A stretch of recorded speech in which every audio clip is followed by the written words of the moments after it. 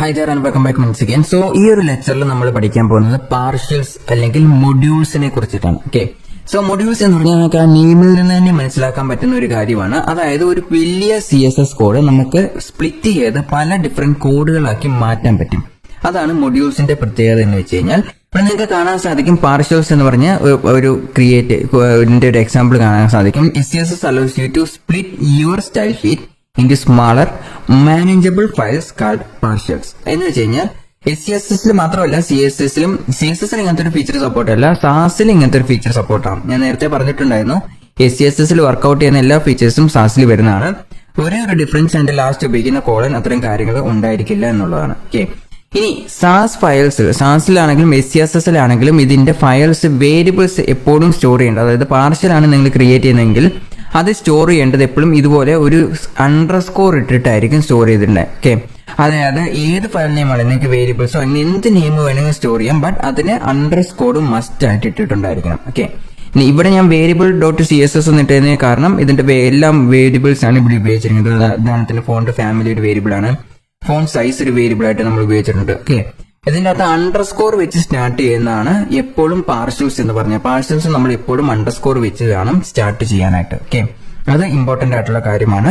Create file നെയിമിന്റെ variables ഒരു underscore ഇട്ട് variable .css to store all the global variables like colours, font size etcetera. Okay, അപ്പൊ നമ്മൾ ഇതിന്റെ അകത്ത് പാർഷ്യൽസ് നമുക്കൊന്ന് ട്രൈ ഔട്ട് ചെയ്യാൻ നോക്കാം. പാർഷ്യൽസ് എന്ന് പറഞ്ഞാൽ നമ്മൾ നോർമലി ഇതിന്റെ അകത്ത് ഉപയോഗിക്കുന്ന ഇതിന്റെ അകത്ത് ഡിഫറെന്റ് ആയിട്ട് കൊടുക്കുന്ന പ്രോപ്പർട്ടീസ് എല്ലാം അതിന്റെ അകത്ത് നമുക്ക് കൊടുക്കാൻ സാധിക്കും. ഉദാഹരണത്തിന് ഞാൻ ഈ ഒരു ഫോണ്ട് ഫേസ് വേണ്ട, നമുക്ക് നോർമലായിട്ട് നാവിഗേഷൻ ബാറിന് കൊടുത്തിരിക്കുന്ന സ്റ്റൈൽസ്, അതായത് ഈ സ്റ്റൈൽസ് എല്ലാം വേണമെങ്കിൽ ഒരു വേരിയബിൾസ് ആയിട്ട് സ്റ്റോർ ചെയ്യാം. അതല്ലെങ്കിൽ നമുക്ക് ഡിഫോൾട്ട് ആയിട്ട് ഇപ്പോൾ ബാക്ക്ഗ്രൗണ്ട് കളേഴ്സ് കൊടുത്തിട്ടുണ്ടല്ലോ, അതായത് നമ്മൾ ഇതിന്റെ അകത്ത് ഇത് CSS ഫയലാണ്. ഇതിന്റെ മുകളിൽ കൊടുത്തിരിക്കുന്ന ഈ ഒരു രണ്ട് കാര്യങ്ങൾ, അതായത് കളർ 1 കളർ 2 എന്നുള്ളത് നമുക്കൊരു വേരിയബിൾ ആയിട്ട് സേവ് ചെയ്യാം. ഓക്കെ, അതായത് ഇത് രണ്ടും ഒരു പാർഷ്യൽ ഫയലായിട്ട് സേവ് ചെയ്യാം. ഓക്കെ, സോ അതെങ്ങനെയാണ് സേവ് ചെയ്യുന്നത് വെച്ച് കഴിഞ്ഞാൽ ആദ്യം ഫയലിലേക്ക് പോവാം, അതിനുശേഷം മുകളിൽ ഒരു അണ്ടർസ്കോർ ഇടുക. അതിന് മുമ്പ് തന്നെ നിങ്ങൾ നോക്കേണ്ട ഒരു കാര്യമുണ്ട്. ഇവിടെ SCSS ആണെന്നാണ് സേവ് ചെയ്തിരിക്കുന്നതെങ്കിൽ വേരിയബിൾസും അതായത് പാർഷ്യൽസിന്റെയും SCSS എന്ന് തന്നെ സ്റ്റോർ ചെയ്യണം. അത് SAS ഒന്നും സ്റ്റോർ ചെയ്യാൻ പാടില്ല. ഓക്കെ, SCSS ആണ് ഉപയോഗിച്ചിരിക്കുന്നത് SCSS തന്നെ ആയിരിക്കും ആ ഒരു എൻ്റർ പേജിൽ നമ്മൾ ഉപയോഗിക്കാൻ പാടുള്ളൂ. ഇടയിൽ SAS SCSS കമ്പൈൻ ചെയ്ത് ഉപയോഗിക്കാൻ പാടില്ല. ഓക്കെ, സോ നമ്മൾ വേരിയബിൾസ് സ്റ്റാർട്ട് ചെയ്യണമെങ്കിൽ ഇങ്ങനെയാണ്, ന്യൂ ഫയൽ കൊടുക്കുക, എന്നിട്ട് ഇതിന് എന്തെങ്കിലും ഒരു നെയിം, ഇപ്പം VAR എന്ന് പറഞ്ഞ നെയിം കൊടുക്കാം. ബട്ട് ഇതിന്റെ തുടക്കത്തിൽ നമ്മൾ എന്തിട്ടിട്ടുണ്ടായിരിക്കണം, അണ്ടർസ്കോർ ഇട്ടിട്ടുണ്ടായിരിക്കണം. ഓക്കെ, ഈ അണ്ടർസ്കോർ വെച്ചിട്ടാണ് നമ്മുടെ SAS കമ്പൈലർ ഇത് ഒരു പാർഷ്യൽ ഫയലാണെന്ന് മനസ്സിലാക്കുന്നത്. അണ്ടർസ്കോർ ഇട്ടിട്ടില്ലെങ്കിൽ നമുക്ക് പ്രോപ്പർ ആയിട്ട് ഔട്ട്പുട്ട് വരില്ല. ഓക്കെ, അതിനുശേഷം ഡോട്ട് നമ്മൾ നേരത്തെ കൊടുത്തിരിക്കുന്ന SCSS ആണെങ്കിൽ SCSS എന്ന് കൊടുക്കുക, SAS ആണെങ്കിൽ SASS എന്നായിരിക്കും കൊടുക്കുക. അതായത് നമ്മൾ എക്സിസ്റ്റിംഗ് SAS ഫയൽ ഇത് SCSS ആണെങ്കിൽ SCSS എന്ന് കൊടുക്കുക. അതായത് ഇവിടെ ഞാൻ SCSS ആണ് ഉപയോഗിച്ചിരിക്കുന്നത്, അതുകൊണ്ട് അത് തന്നെ വേണം കൊടുക്കാനായിട്ട്. ബട്ട് SAS ആണ് ഉപയോഗിച്ചിരിക്കുന്നെങ്കിൽ SASS ആണ് ഉപയോഗിച്ചിരിക്കുന്നെങ്കിൽ നമ്മൾ SASS എന്ന് വേണം കൊടുക്കാൻ. ഓക്കെ, സോ ഞാനിവിടെ SCSS എന്നാണ് കൊടുക്കാൻ പോകുന്നത്. ഓക്കെ, അതിനുശേഷം പുതിയൊരു ഫയൽ ഓപ്പൺ ആയിട്ട് വന്നിട്ടുണ്ട്. എന്നിട്ട് നമ്മൾ എന്താണ് ചെയ്യുന്നത്, ഈ ഒരു ഫയലിനെ എന്ത് ചെയ്യുന്നു, ഇതിന്റെ അകത്ത് ഈ വേരിയബിൾ 1 2 നിങ്ങൾക്ക് ഞാനിപ്പം കളേഴ്സ് മാത്രമേ വേരിയബിൾസ് ആയിട്ട് വെക്കുന്നുള്ളൂ. ഫോണ്ട് ഫാമിലി നമ്മൾ നേരത്തെ പ്രസന്റേഷനിൽ കണ്ടുപോലെ font family, font size, style, weight, ഇങ്ങനത്തെ കാര്യങ്ങളെല്ലാം, അതുപോലെ തന്നെ പാഡിങ്, മാർജിൻ, ഇങ്ങനത്തെ കാര്യങ്ങളെല്ലാം തന്നെ നിങ്ങൾക്ക് എന്താക്കി വെക്കാൻ പറ്റും, അതിന്റെ ഒരു പാർഷ്യലായിട്ട് വെക്കാൻ പറ്റും. ഓക്കെ, ഞാനിപ്പോൾ ഈ 2 കളേഴ്സ് മാത്രമേ ഇവിടെ വെക്കുന്നുള്ളൂ. എന്നിട്ട് ഈ CSS ഇപ്പം ഈ 2 കളേഴ്സും ആബ്സെന്റ് ആണ് അല്ലേ. അപ്പം അങ്ങനെയാണ് വേരിയബിൾസ് നമ്മൾ ഓർഗനൈസ്, അതായത് വേരിയബിൾ എന്ന് പറഞ്ഞ ഒരു പാർസൽ നമ്മൾ ക്രിയേറ്റ് ചെയ്യുന്നത്. ഇത് ക്രിയേറ്റ് ചെയ്തെങ്കിൽ മാത്രം കാര്യമില്ല. ഇപ്പോൾ ഉദാഹരണത്തിന് ക്രിയേറ്റ് ചെയ്തിട്ട് ഞാനിവിടെ സേവ് ചെയ്ത് കഴിഞ്ഞാൽ വർക്കാവില്ല. ഞാൻ ജസ്റ്റ് സേവ് ചെയ്യാണ് ഈ ഒരു കോഡ് ഞാൻ ജസ്റ്റ് സേവ് ചെയ്യാണ്. ഇതിൻ്റെ അകത്ത് വേരിയബിൾ നെയിം ഓക്കെ സേവ് ആയിട്ടില്ല, ഇപ്പോഴാണ് ഇത് സേവ് ആയത്. ഓക്കെ, ഇത് ഈ കമ്പൈലറിന്റെ ഒരു എററാണ്. ഇവിടെ നിങ്ങൾക്ക് കാണാൻ സാധിക്കും ബാക്ക്ഗ്രൗണ്ട് കളർ എന്ന് പറഞ്ഞ് ഈ ഒരു പ്രോപ്പർട്ടി വന്നിട്ടില്ല. അതിന്റെ കാരണം നിങ്ങൾക്ക് ഇവിടെ കാണാൻ സാധിക്കും എറർ ആയിട്ടാണ് വരുന്നത്. കളർ എന്ന് പറഞ്ഞ വേരിയബിൾ ഡിഫൈൻ ചെയ്തിട്ടില്ല എന്നാണ് ഇവിടെ എറർ കാണിക്കുന്നത്. ഞാൻ ഓരോ തവണയും സേവ് ചെയ്യുമ്പോൾ നിങ്ങൾക്ക് ഇവിടെ കാണാൻ സാധിക്കും നമുക്ക് ഔട്ട്പുട്ട് വരുന്നില്ല, കളർ എന്ന് പറഞ്ഞ സംഭവം ഡിഫൈൻ ചെയ്തിട്ടില്ല എന്നുള്ള ഒരു എററാണ് നമുക്ക് ഇവിടെ വരുന്നത്. ഓക്കെ, സോ ഞാനിപ്പോൾ ഇത് താഴേക്ക് വെക്കുവാണ്, കാരണം ഇത് നമ്മൾ കളർ ഡിഫൈൻ ചെയ്തിട്ടില്ലാത്തതുകൊണ്ടാണ് അത് കോഡ് എക്സിക്യൂട്ട് ചെയ്ത് അതിന്റെ പുതിയ ഔട്ട്പുട്ട് ക്രിയേറ്റ് ചെയ്യാത്തത്, CSS ഫയൽ ക്രിയേറ്റ് ചെയ്യാത്തത്. ഓക്കെ, ഇനി ആ ഒരു ഫോൾഡേഴ്സ് നമുക്ക് ഇമ്പോർട്ട് ചെയ്യണം. ഇത് നമ്മൾ ഇമ്പോർട്ട് ചെയ്യണം. അതിന് വേണ്ടിയിട്ട് നമ്മൾ ഉപയോഗിക്കുന്നതാണ് @import വേരിയബിൾസ് എന്ന് പറഞ്ഞത്. ഓക്കെ, നമ്മൾ അണ്ടർസ്കോർ ഇടേണ്ട ആവശ്യമില്ല. ഇമ്പോർട്ട് ചെയ്യുമ്പോൾ നമ്മൾ അണ്ടർസ്കോർ ഇടേണ്ട ആവശ്യമില്ല. അണ്ടർസ്കോർ ഇല്ലാതെ തന്നെ ആ ഒരു ഫയലിന് എന്ത് നെയിമാണോ കൊടുത്തിട്ടുള്ളത് ആ നെയിം കൊടുക്കാൻ സാധിക്കും. ഓക്കെ, സോ അത് നമുക്കൊന്ന് ജസ്റ്റ് ട്രൈ ഔട്ട് ചെയ്ത് നോക്കാം. ഇവിടെ ഞാൻ കൊടുത്തിരിക്കുന്ന നെയിം എന്താണ്, VAR എന്നാണ് കൊടുത്തിരിക്കുന്നത്. ഓക്കെ, സോ നമ്മൾ ആദ്യം അത് ഇമ്പോർട്ട് ചെയ്യണം. ഇമ്പോർട്ടിംഗ് അല്ല, നമ്മൾ ഇപ്പോൾ ഏത് പ്രോഗ്രാമിംഗ് ലാംഗ്വേജ് ആണെങ്കിലും അതിൻ്റെ അകത്ത് ഇമ്പോർട്ട് ചെയ്യേണ്ട കാര്യമില്ല, ആദ്യമാണ് ഇമ്പോർട്ട് ചെയ്യേണ്ടത്. ഓക്കെ,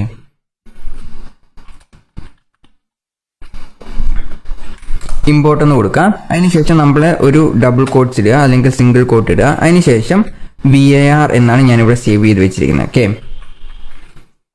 വേര് എന്ന് കൊടുത്തിട്ടുണ്ട്. ഓക്കെ, സോ ഇങ്ങനെ നോക്കുമ്പം ഈ ഒരു കളർ ചേഞ്ച് ആയിട്ടുള്ളതായിട്ട് നിങ്ങൾക്ക് ഇപ്പോൾ കാണാൻ സാധിക്കും. ഓക്കെ, ഇതുപോലെ എത്ര കളേഴ്സ് വേണമെങ്കിൽ നിങ്ങൾക്ക് കൊടുക്കാം. ഇനിയിപ്പോൾ ഞാൻ ഇതിൻ്റെ ഈ ഒരു ഗ്രീൻ കളർ മാറ്റി വേറൊരു കളറിലേക്ക് മാറ്റാൻ പോവാണ്. ഓക്കെ, ജസ്റ്റ് സേവ് ചെയ്യുകയാണ്. സേവ് ചെയ്യുമ്പം ഇതിൻ്റെ ബാക്ക്ഗ്രൗണ്ട് കളർ മാറിയിട്ടുണ്ട്. സോ ഇങ്ങനെയാണ് പാർഷ്യൽസ് നമ്മൾ ഇമ്പോർട്ട് ചെയ്യുന്നത്. ഓക്കെ, ഇമ്പോർട്ട് ചെയ്യാൻ മറക്കരുത്. ഇമ്പോർട്ട് ചെയ്യുമ്പം നമ്മളിവിടെ കൊടുത്തിരിക്കുന്ന നെയിം എന്താണ്, ഞാൻ എൻ്റെ നെയിം കൊടുത്തിരിക്കുന്നത് VAR, ഒരു അണ്ടർസ്കോർ ഇട്ട് VAR എന്നാണ് കൊടുത്തിരിക്കുന്നതെങ്കിലും നമ്മളിവിടെ ഇമ്പോർട്ട് ചെയ്യുമ്പം VAR എന്ന് തന്നെ ആയിരിക്കും അതിന് നെയിം കൊടുക്കേണ്ടത്. ആ അണ്ടർസ്കോർ ഇടേണ്ട ആവശ്യമില്ല, അതുപോലെ തന്നെ അതിൻ്റെ എക്സ്റ്റൻഷനും എഴുതേണ്ട ആവശ്യമില്ല. പക്ഷേ നമ്മൾ ഇതിൻ്റെ അകത്ത് നോട്ട് ചെയ്യേണ്ട ഒരു കാര്യമുണ്ട്, ഈ ഒരു SCSS ഫയലും അതിൻ്റെ പാർഷ്യൽ ഫയലും രണ്ടും ഒരേ ഡയറക്ടറി തന്നെ ആയിരിക്കണം. ഓക്കെ, വേറെ ഡയറക്ടറി കൊണ്ടിട്ട് കഴിഞ്ഞാൽ നമുക്ക് എറർ ആയിരിക്കും വരുന്നത്. ഇപ്പോൾ ഞാനിവിടെ ഒരു ന്യൂ ഡയറക്ടറി ക്രിയേറ്റ് ചെയ്തിട്ട് അതിൻ്റെ അകത്തേക്ക് ആ ഒരു അല്ലെങ്കിൽ ഒരു പുതിയ ഫോൾഡർ ക്രിയേറ്റ് ചെയ്തിട്ട് അതിൻ്റെ അകത്തേക്ക് ആ ഒരു വേരിയബിൾസ് മാത്രമായിട്ട്, അതായത് VAR ഡോട്ട് എന്ന് പറഞ്ഞത് ഇട്ട് കഴിഞ്ഞു കഴിഞ്ഞാൽ എനിക്ക് എറർ ആയിരിക്കും വരുന്നത്. ഓക്കെ, സോ ഈ ഒരു SCSS അതിൻ്റെ മെയിൻ ആയിട്ടുള്ള SCSS ഫയൽ ഏത് ഫയൽ ഡയറക്ടറിക്കാണോ അല്ലെങ്കിൽ ഏത് ഫോൾഡറിൻ്റെ അകത്താണോ നമ്മൾ പ്ലേസ് ചെയ്തിട്ടുള്ളത് അതേ ഡയറക്ടറി തന്നെ നമ്മൾ പ്ലേസ് ചെയ്തെങ്കിൽ മാത്രമേ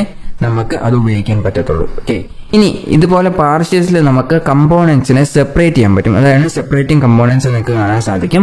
ഇവിടെ നിങ്ങൾക്ക് കാണാൻ സാധിക്കും ഇതിൻ്റെ അകത്ത് ഇതുപോലെ സ്റ്റൈൽസും നമുക്ക് ഡിഫൈൻ ചെയ്യാം. അതായത് button.scss എന്ന് പറഞ്ഞത് നമുക്കിതുപോലെ സ്റ്റൈൽസും ആയിട്ട് ഡിഫൈൻ ചെയ്യാവുന്നതാണ്. ഇപ്പോൾ ഉദാഹരണത്തിന് എനിക്ക് ബട്ടൺസ് എന്ന് എന്തെങ്കിലും സ്റ്റൈൽ കൊടുക്കണമെങ്കിൽ ഇങ്ങനെ സെപ്പറേറ്റ് ചെയ്തിട്ട് ഫയൽ ചെയ്താവുന്നതാണ്. ഓക്കെ, ഇപ്പം ഞാനിപ്പോൾ വേരിയബിൾസ് എന്ന് പറഞ്ഞൊരു ഫയലാണ് ഉപയോഗിച്ചിരിക്കുന്നത്.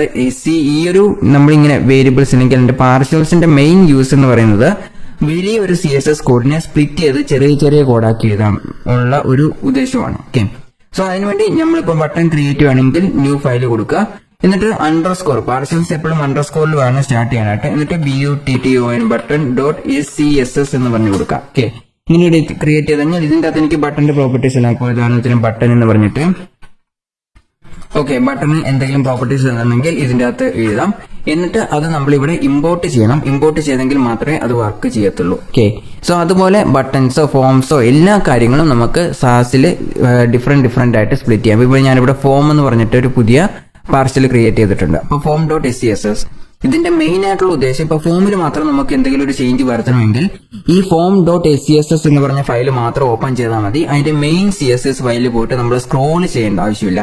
ഇല്ലെങ്കിൽ നമ്മൾ പിന്നീട് അത് എഡിറ്റ് ചെയ്യുമ്പോൾ നമ്മൾ ഓരോ ഇത് എവിടെയാണ് ഇരിക്കുന്നത് എന്ന് കണ്ടുപിടിക്കണം. ഓക്കെ, അതിന്റെ ആ ഒരു എളുപ്പം അത് കുറച്ചും കൂടി എളുപ്പമായിട്ട് മാറ്റാനായിട്ടാണ് ഇങ്ങനെ ഒരു പാർഷ്യൽസ് ആൻഡ് ഇമ്പോർട്ട് എന്ന് പറഞ്ഞൊരു ഫീച്ചർ SCSSലും സാസിലും കൊണ്ടുവന്നിട്ടുള്ളത്. ഓക്കെ, അതുപോലെ തന്നെ ഇപ്പൊ നിങ്ങൾക്ക് കാർഡ്സ് ആണെങ്കിൽ അതും ഇമ്പോർട്ട് ചെയ്യാൻ പറ്റും. ഓക്കെ, ഇങ്ങനെ ക്രിയേറ്റ് ചെയ്ത എല്ലാ കാര്യങ്ങളും നമുക്ക് ഇതുപോലെ മൾട്ടിപ്പിൾ ടൈംസ് നമുക്ക് ഇമ്പോർട്ട് ചെയ്യാൻ പറ്റും. Import buttons, import forms, import cards എന്ന് പറഞ്ഞ് കൊടുക്കാൻ സാധിക്കും. ഇത് main.cssലാണ് നമ്മളിത് ചെയ്തുകൊണ്ടിരിക്കുന്നത്. ഓക്കെ, main.css എന്ന് പറഞ്ഞ ഫയലാണ് നമ്മളിപ്പോൾ ഉപയോഗിച്ചിരിക്കുന്നത്. ഓക്കെ, സോ ഇങ്ങനെ നമ്മൾ പാർഷ്യൽസിന്റെ മെയിൻ ഫീച്ചേഴ്സ്, എന്തുകൊണ്ടാണ് പാർഷ്യൽസ് കൊണ്ടുവന്നിട്ടുള്ള കാരണം എന്താണെന്ന് ചോദിച്ചു കഴിഞ്ഞാൽ റീയൂസബിലിറ്റി ആൻഡ് മെയിൻറ്റൈനബിലിറ്റി. അതായത് നമുക്ക് ഇനി കോഡ് റീയൂസ് ചെയ്യാൻ പറ്റും. ഇപ്പോൾ നമ്മളൊരു മൾട്ടിപ്പിൾ പേജസ് ഉള്ള ഒരു വെബ്സൈറ്റ് ആണ് ക്രിയേറ്റ് ചെയ്യാൻ വിചാരിക്കുക. ഓക്കെ, അതിൻ്റെ അകത്ത് ഒരു ബട്ടന് വേണ്ടിയിട്ട് നമ്മളൊരു specific set of properties already style ചെയ്ത് വെച്ചിട്ടുണ്ട്. അപ്പോൾ നമ്മൾ ആ ജസ്റ്റ് ഇമ്പോർട്ട് ബട്ടൺസ് എന്ന് മാത്രം കൊടുത്താൽ മതി. എത്ര ഫയൽസ് ഉണ്ടെങ്കിലും, അതിപ്പോൾ ഒരു മൾട്ടിപ്പിൾ CSS സ്റ്റൈൽസ് ഉണ്ടെങ്കിൽ അതിൻ്റെ അകത്ത് എല്ലാ സ്ഥലവും നമ്മൾ നോർമൽ CSSലാണെങ്കിൽ ഓരോ തവണ കോപ്പി ചെയ്യണം, പേസ്റ്റ് ചെയ്യണം. ഓരോന്നിൻ്റെ അകത്തേക്ക് കോപ്പി ചെയ്ത് പേസ്റ്റ് ചെയ്ത് വെക്കേണ്ടി വരും. ബട്ട് ഇത് നമ്മൾ ഈ ബട്ടൺസ് ജസ്റ്റ് ഇമ്പോർട്ട് ചെയ്തെങ്കിൽ മാത്രം ഓട്ടോമാറ്റിക് ആയിട്ട് ഇത് വർക്ക് ചെയ്തുള്ളൂ. അതാണ് SCSSന്റെ ഏറ്റവും വലിയ പ്രത്യേകത. നമുക്കപ്പോൾ കുറച്ചും കൂടെ കോഡിന്റെ എഡിറ്റിംഗും കാര്യങ്ങളെല്ലാം കുറച്ചും കൂടെ എളുപ്പമായിരിക്കും. ഇനി അതിന്റെ ഫീച്ചേഴ്സ് ആണ്, they can improve maintainability by keeping your code organized and modular, making it easier to find and modify specific styles. അതായത് പെട്ടെന്ന് ഒരു സ്പെസിഫിക് ആയിട്ടുള്ള ബട്ടന്റെ സ്റ്റൈൽ മാത്രമാണെങ്കിൽ ജസ്റ്റ് button.scss ഓപ്പൺ ചെയ്യുക, അത് മാത്രം എഡിറ്റ് ചെയ്യുക. ഇനി ഫോം ആണ് ചേഞ്ച് ചെയ്യണമെങ്കിൽ form.scss എഡിറ്റ് ചെയ്യുക, ഓപ്പൺ ചെയ്യുക, എഡിറ്റ് ചെയ്യുക. ഓക്കെ, അങ്ങനെ നമുക്ക് പെട്ടെന്ന് തന്നെ ഇത് എഡിറ്റ് ചെയ്യാനും അതുപോലെ തന്നെ മോഡിഫൈ ചെയ്യാനും എളുപ്പമായിരിക്കും. പിന്നെ ഇത് മൊഡ്യൂൾസ് ആയതുകൊണ്ട് തന്നെ നമുക്ക് എന്ത് ചെയ്യാൻ പറ്റും, എത്ര ഫയൽസിൻ്റെ അകത്തേക്ക് വേണമെങ്കിലും ഇംപ്ലിമെന്റ് ചെയ്യാൻ പറ്റും. ഇനി വേറൊരു പ്രൊജക്റ്റിലേക്ക് ഇതേ മൊഡ്യൂൾസ് കൊണ്ടുവരണമെങ്കിൽ ജസ്റ്റ് ആ ഫയൽസ് എല്ലാം കോപ്പി ചെയ്ത് ഇങ്ങോട്ട് പേസ്റ്റ് ചെയ്താൽ മതി. എന്നിട്ട് ജസ്റ്റ് ഇമ്പോർട്ട് എന്ന് പറഞ്ഞ് ഉപയോഗിച്ച് കഴിഞ്ഞാൽ അതെല്ലാം വർക്ക്ഔട്ട് ആവുന്നതായിരിക്കും. ഓക്കെ, അതിൽ ഒരേ ഒരു കാര്യം നോക്കിയാൽ മാത്രം മതി, അതിന്റെ ഐഡിയസ് ക്ലാസ് നെയിം ആ രണ്ട് കാര്യം നിങ്ങൾക്ക് ആൾറെഡി റിമെമ്പർ ചെയ്യുന്നുണ്ടെങ്കിൽ പെട്ടെന്ന് തന്നെ മോഡിഫൈ ചെയ്തെടുക്കാൻ പറ്റും. ഓക്കെ, അങ്ങനത്തെ ഒരുപാട് ഫീച്ചേഴ്സ് ഉണ്ട്. അതായത് ഇവിടെ നിങ്ങൾക്ക് കാണാൻ സാധിക്കും, by efficiently using partials you can keep your SAS code clean and organized and easy to manage as your project grows. എന്ന് വെച്ചാൽ പ്രൊജക്ട് വലുതായി വരുന്നതിനനുസരിച്ച് ഇപ്പോൾ ഉദാഹരണത്തിന് നമ്മളൊരു യൂട്യൂബിന്റെ സ്റ്റൈൽ ഷീറ്റ് ഒക്കെ എടുത്ത് നോക്കി കഴിഞ്ഞാൽ ഭയങ്കര വലിയ സ്റ്റൈൽ ഷീറ്റ് ആയിരിക്കും. നമ്മൾ സാധാരണ ഒരു വെബ്സൈറ്റ് ഉണ്ടാക്കുമ്പോൾ അതിൻ്റെ അകത്ത് ഒരു ബട്ടണും അതുപോലെ തന്നെ കുറച്ച് നാവ് ബാറും ഇത്തരം കാര്യങ്ങളുണ്ട്. ഇപ്പം നാവ് ബാറിന്റെ കാര്യം തന്നെ ഒരു വെബ്സൈറ്റ് ക്രിയേറ്റ് ചെയ്യുമ്പം അതിൻ്റെ അകത്ത് ഒരുപാട് വലിയ കോഡായിരിക്കും നമ്മൾ ക്രിയേറ്റ് ചെയ്ത് വെച്ചിട്ടുണ്ടാകുന്നത്. ഇപ്പോൾ ഉദാഹരണത്തിന് ഞാനിപ്പോൾ ഒരു വെബ്സൈറ്റ്, ഞാനിപ്പോൾ കറന്റ് ഒരു വെബ്സൈറ്റ് ചെയ്തുകൊണ്ടിരിക്കുന്നത് ഒരു എക്സാമ്പിൾ ഞാൻ കാണിച്ചു തരാം. ആ ഒരു CSS കോഡ് എത്രമാത്രം ഉണ്ടെന്ന് നിങ്ങൾക്ക് ഞാൻ ഒന്ന് ജസ്റ്റ് ഒരു എക്സാമ്പിൾ കാണിച്ചു തരാം. ഭയങ്കര വലിയ കോഡുകളാണ് നമ്മൾ എഴുതുമ്പോൾ റൈറ്റ് ചെയ്യുന്ന കോഡ്, ഡയറക്റ്റ് ആയിട്ട് CSS തന്നെ എഴുതിയൊരു കോഡാണ്. ഓക്കെ, സോ ഇതിൻ്റെ അകത്ത് ഞാനിപ്പം സ്റ്റൈൽസിലേക്ക് പോവുകയാണ്. ഓക്കെ, ഇവിടെ all.css എന്ന് പറഞ്ഞ് നിങ്ങൾക്ക് കാണാൻ സാധിക്കും. ഇത് ഭയങ്കര വലിയൊരു CSS കോഡാണ്, 133 KB തന്നെ വന്നിട്ടുണ്ട് അല്ലേ. സോ അതുപോലെ തന്നെ style.css 7 KB വരുന്നുണ്ട്. AOS എന്ന് പറഞ്ഞത് ആനിമേറ്റ് ഓൺ സ്ക്രോൾ എന്ന് പറഞ്ഞൊരു എക്സ്റ്റേണൽ ലൈബ്രറിയാണ്. ഓക്കെ, ബട്ട് ഇത് ഈ ഒരു വെബ്സൈറ്റിന് വേണ്ടിയിട്ട് ഞാൻ ക്രിയേറ്റ് ചെയ്തിട്ടുള്ള ഒരു CSS സ്റ്റൈൽസ് ആണ്. ഇത് തന്നെ ഭയങ്കര വലിയൊരു CSS കോഡാണ്. ഓക്കെ, സോ ഇതുപോലെ ഫയൽസ് ഒക്കെ ക്രിയേറ്റ് ചെയ്യുമ്പോൾ ഇപ്പം നമ്മൾ വർക്ക്ഔട്ട് ചെയ്തുകൊണ്ടിരിക്കുന്ന CSS സ്റ്റൈൽസ് ഞാൻ അതിന്റെ സൈസ് ഒന്ന് കാണിച്ചു തരാം. ജസ്റ്റ് ഒരു ഒന്ന് കമ്പയർ ചെയ്യാൻ വേണ്ടിയിട്ട് അതിന്റെ സൈസും കൂടെ കാണിച്ചു തരാം. ഞാൻ ഇതിൻ്റെ അകത്ത് ഡയറക്റ്റ് ആയിട്ട് സാസിലാണ് കോഡ് ചെയ്തിട്ടുള്ളത്, എന്നിട്ട് CSS ഫയൽ മാത്രമേ ഇതിൻ്റെ അകത്ത് വെച്ചിട്ടുള്ളൂ, കാരണം ക്ലയന്റിനെ കാണിക്കാൻ വേണ്ടിയിട്ട് അങ്ങനെ വെച്ചിട്ടുള്ളതാണ്. അപ്പം ഇപ്പം നമ്മൾ ക്രിയേറ്റ് ചെയ്തുകൊണ്ടിരിക്കുന്ന ഒരു ഫയലിന്റെ ഒരു എക്സാമ്പിൾ ഞാൻ കാണിച്ചു തരാം. ഓക്കെ, ഇപ്പം നമ്മൾ ക്രിയേറ്റ് ചെയ്തിരിക്കുന്ന CSSന്റെ സ്റ്റൈൽ എന്ന് പറഞ്ഞാൽ വെറും 1 KB മാത്രമേ ഉള്ളൂ. ഈ 1 KB ആണ് ഈ കാണുന്ന കോഡ് എന്ന് പറയുന്നത്. ഓക്കെ, ഇവിടെ കണ്ടിരിക്കുന്ന ഈ style.css എന്ന് പറഞ്ഞ 1 KB വരുന്ന കോഡാണ് ഈ എഴുതി വെച്ചിരിക്കുന്ന കോഡ്. ജസ്റ്റ് 1 KB മാത്രമേ വന്നിട്ടുള്ളൂ. അപ്പം ഇത്രയും കോഡ് നമ്മൾ എഴുതണം. അപ്പം 130 KB എന്നൊക്കെ പറഞ്ഞാൽ എത്രമാത്രം ഉണ്ടായിരിക്കും, കുറെ ഉണ്ടായിരിക്കും. ഓക്കെ, സോ അത് ജസ്റ്റ് ഒഴിവാക്കാനായിട്ടാണ് നമ്മൾ എന്ത് ചെയ്യുന്നത്, സാസിലൊക്കെ കോഡ് ചെയ്യുന്നത്. സാസിൽ കോഡ് ചെയ്ത് കഴിഞ്ഞാൽ ഭയങ്കര എളുപ്പമായിരിക്കും. ഈ കോഡ് തന്നെ ഞാൻ ആക്ച്വലി സ്പ്ലിറ്റ് ചെയ്തിട്ടാണ് ചെയ്തിട്ടുള്ളത്. പല സ്ഥലങ്ങളിലും സ്പ്ലിറ്റ് ആയിട്ടുണ്ട്. സാസ് കോഡ് ഇതിൻ്റെ അകത്ത് കൊണ്ടുവന്നിട്ടില്ല, കാരണം സാസ് കോഡ് നമ്മൾ സെർവറിൽ നമുക്ക് റൺ ചെയ്യാൻ പറ്റത്തില്ല. അതുകൊണ്ട് സാസ് കോഡ് നമ്മൾ അതിന്റെ ഫൈനൽ പ്രൊജക്ട് റിലീസ് ചെയ്യുമ്പോൾ അതിൻ്റെ അകത്ത് നമ്മൾ സാസ് കോഡ് ഇൻക്ലൂഡ് ചെയ്യേണ്ട ആവശ്യമില്ല. ഡയറക്റ്റ് ആയിട്ട് നമ്മൾ ആ ഒരു CSS സ്റ്റൈൽ എന്താണോ ആ ഒരു സ്റ്റൈൽ നിങ്ങൾക്ക് കൊടുക്കാവുന്നതാണ്. ഓക്കെ, സോ ഇങ്ങനെയാണ് നമ്മൾ നോർമലി ആയിട്ട് CSS കോഡൊക്കെ ചെയ്തപ്പോൾ വലിയ വെബ്സൈറ്റുകളൊക്കെ ക്രിയേറ്റ് ചെയ്യുമ്പോൾ ഒരുപാട് കോഡുകൾ എഴുതിയിട്ടുണ്ടാവും. അപ്പോൾ അങ്ങനത്തെ കോഡുകളെല്ലാം നമ്മൾ മിനിമൈസ് ചെയ്ത് എഴുതാണ്. പിന്നെ അതിന്റെ ഏതെങ്കിലും ഒരു പെർട്ടിക്കുലർ പാർട്ട്, ഇപ്പോൾ 138 KB ഉള്ള ഫയൽ മുഴുവൻ ഇതിൻ്റെ അകത്ത് നാവിഗേഷൻ ബാർ എവിടെയാണ് നമ്മൾ തേടി കണ്ടുപിടിക്കണം. ഓക്കെ, സോ അങ്ങനത്തെ ഒരു പ്രശ്നങ്ങൾ വരുമ്പോൾ നമ്മൾ എന്താണ് ചെയ്യുന്നത്, അതിന്റെ ഒരു പെർട്ടിക്കുലർ പാർട്ട് മാത്രം നമുക്ക് ഡയറക്റ്റ് ആയിട്ട് എടുത്ത് അപ്ഡേറ്റ് ചെയ്യാൻ പറ്റും. ഓക്കെ, സോ ഇങ്ങനെയാണ് നമ്മൾ CSSൽ പാർഷ്യൽസ് യൂസ് ചെയ്യുന്നത്. അപ്പോൾ ഇതൊക്കെയാണ് പാർഷ്യൽസിന്റെ ഏറ്റവും വലിയ അഡ്വാൻറ്റേജ് എന്ന് പറയുന്നത്. ഓക്കെ, സോ അത്രയേ ഉള്ളൂ പാർഷ്യൽസ് എന്ന് പറഞ്ഞാൽ. അടുത്ത ലെക്ചറിൽ നമ്മൾ CSSലുള്ള ഓപ്പറേറ്റേഴ്സിനെ കുറിച്ച് പഠിക്കുന്നതായിരിക്കും. ഓക്കെ, ഓപ്പറേറ്റേഴ്സിനെ കുറിച്ച് പഠിക്കുന്നതായിരിക്കും. അത് കുറച്ചും കൂടെ കോഡിങ് ചെയ്യുന്നതിനുള്ള എളുപ്പം കുറച്ചും കൂടെ കൂട്ടിത്തരും. ഓക്കെ, സോ സാസിൽ ഞാൻ ഈ ഒരു കോഡിന്റെ ആക്ച്വൽ കോഡ് എടുത്ത് ഇപ്പൊ ഞാൻ ചെയ്തിട്ടുള്ള പ്രൊജക്ടിന്റെ സാസ് കോഡ് എടുത്ത് നോക്കി കഴിഞ്ഞാൽ അതിന്റെ അകത്ത് 130 KB ഒന്നും വരത്തില്ല. ആകെ പടേ 60 KB ആണ് വരുന്നുള്ളൂ. ഓക്കെ, സോ 60, 58 ആ ഒരു റേഞ്ചിലാണ് വന്നിട്ടുള്ളത്.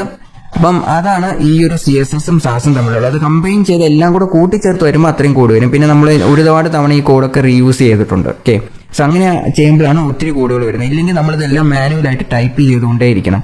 അല്ലെങ്കിൽ ആ ഒരു കോഡിന്റെ ആ ഒരു സെക്ഷനിൽ പോയി നമ്മൾ കോപ്പി ചെയ്യണം, പേസ്റ്റ് ചെയ്യണം. ഓക്കെ, CSSലാണ് അങ്ങനെ ചെയ്യുന്നതെങ്കിൽ നമ്മൾ കോപ്പി ചെയ്ത് പേസ്റ്റ് ചെയ്തുകൊണ്ടേ ഇരിക്കണം. അപ്പം അത് കോംപ്ലക്സ് ആയി വന്നുകൊണ്ടേയിരിക്കും. ഓക്കെ, സോ അതാണ് ഇതിന്റെ പ്രത്യേകത. ഇപ്പൊ യൂട്യൂബിന്റെ ഒക്കെ CSS കോഡ് എന്ന് എടുത്തു കഴിഞ്ഞാൽ ഒരുപാട് വലിയ CSS കോഡായിരിക്കും. ഓക്കെ, സോ അത്തരത്തിലുള്ള കോഡുകളെല്ലാം നമ്മൾ നോക്കുമ്പോൾ അതുപോലെ ഓരോ ഡിവൈസിനും വിട്ട് ഹൈറ്റ് അതിനനുസരിച്ച് നമ്മൾ ചെയ്തുകൊണ്ടിരിക്കണം. അപ്പം CSS ഉപയോഗിച്ച് ചെയ്യുവാണെങ്കിൽ കുറേ കൂടെ എളുപ്പമായിട്ട് നമുക്ക് വരും. ഓക്കെ, സോ അടുത്ത ലെക്ചറിൽ നമ്മൾ CSSലുള്ള ഡിഫറെന്റ് കൈൻഡ്സ് ഓഫ് ഓപ്പറേറ്റേഴ്സിനെ കുറിച്ച് പഠിക്കുന്നതായിരിക്കും. That's all for this section. See you again in coming lectures and thank you for watching.